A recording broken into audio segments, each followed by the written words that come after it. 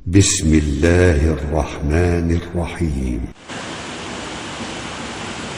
Ustadz, ana seorang akhwat, tolong berikan ana nasihat bagaimana cara ana menasihati dan mengajak keluarga ana untuk mengikuti dakwah sunnah, karena keluarga ana masih jauh dari itu. Cara mengajak adalah ajak terus, itu cara mengajak, jangan berhenti. Ajak dengan akhlak yang karimah, dengan lemah lembut, dengan berikan hadiah. Jangan marah terus ngajaknya. Mbok ya kadang-kadang ngajak pakai duit. Yuk ikut kajian yuk, nanti mama kasih duit masing-masing 50.000. Nggak apa-apa. Untuk di awal-awal memotivasi anak ikut kajian, tidak mesti kamu nih ikut mama, ayo. Di rumah aja nontonnya kerja, kamu ikut. Kenapa kita harus pakai itu, uslub itu untuk terus menerus kepada anak kita sehingga anak kita merasa dipaksa untuk kajian? Nggak apa-apa, di awal-awal kita motivasi dengan uang.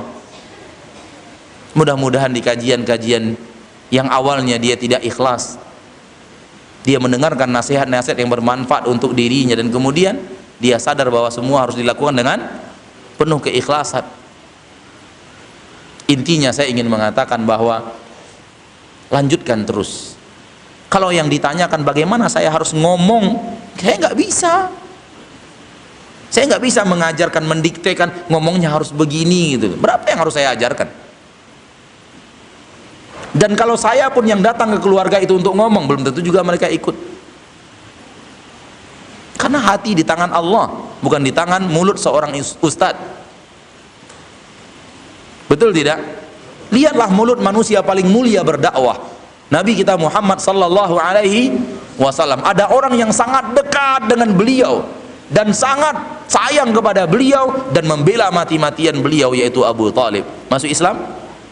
Nggak masuk Islam. Lihat betapa banyaknya Nabi Muhammad SAW mendakwahi, tetap tidak masuk Islam. Jadi jangan kira bahwa kalau orangnya ini yang menasihati nanti dia bisa ikut. Soal dia bisa ikut tidak bisa ikut bukan urusan kita, urusan dia dengan Allah subhanahu wa ta'ala. Urusan kita adalah sampaikan, dan jangan berhenti menyampaikan. Wa ma alaina illal balagul mubin. Tidaklah tugas kami kecuali hanya menyampaikan. Begitu kata para nabi dan para rasul. Tugas para nabi dan para rasul hanya menyampaikan. Apakah umatnya akan ikut atau tidak ikut, terserah umatnya. Ra'aitun nabiyya wa ma'ahu rahab. Aku bertemu dengan Nabi, aku melihat Nabi, pengikutnya hanya rahat. Rahat itu jumlah antara 3 sampai 10. Berarti jumlah pengikutnya selama dia berdakwah hanya 6 orang, 7 orang. Kalah dengan jumlah antum yang ada di masjid sekarang ini. Itu Nabi yang berdakwah. Demi Allah, Nabi itu lebih baik daripada sekarang yang sedang ngomong sekarang ini. Berjuta-juta, bermiliar-miliar lebih hebat Nabi itu berdakwah. Tapi Allah takdirkan pengikutnya hanya rahat. Rahat adalah jumlah antara 3 sampai 10. Segitu cuman yang ngikut, yang terpanggil jiwanya untuk mendengarkan dakwah itu dan menyambut seruan dakwah itu. Wan nabiyya wa ma'ahu rajul war rajulan. Aku melihat Nabi yang pengikutnya 1 dan 2 orang. Wan nabiyya wa laisa ma'ahu ahad. Aku melihat seorang Nabi yang tidak punya pengikut sama sekali. Jadi soal banyak orang ikut atau tidak ikut bukan urusan kita. Urusan dia dengan Allah subhanahu wa ta'ala. Urusan kita, sampaikan terus dengan akhlakul karimah, sampaikan terus dengan tutur kata yang baik, sampaikan terus dengan motivasi, sampaikan dengan kasih sayang. Kadang-kadang pakai marah nggak ada masalah, tapi jangan marah terus dan kadang-kadang pakai kasih sayang. Terbalik, harus kasih sayang yang banyak di depan. Apalagi ya, mohon maaf ya, apalagi ya orang tua ya, orang tua yang dulu ketika mengajak anaknya maksiat penuh kasih sayang. Ketika sekarang orang tuanya sudah mulai ngaji, mengajak anaknya kepada ketaatan, penuh marah dan emosi. Setan akan datang kepada anaknya dan mengatakan, tuh lihat ibumu semenjak ngaji sifatnya berubah. Dulu penyayang, sekarang pemarah. Ibumu sudah ikut aliran sesat.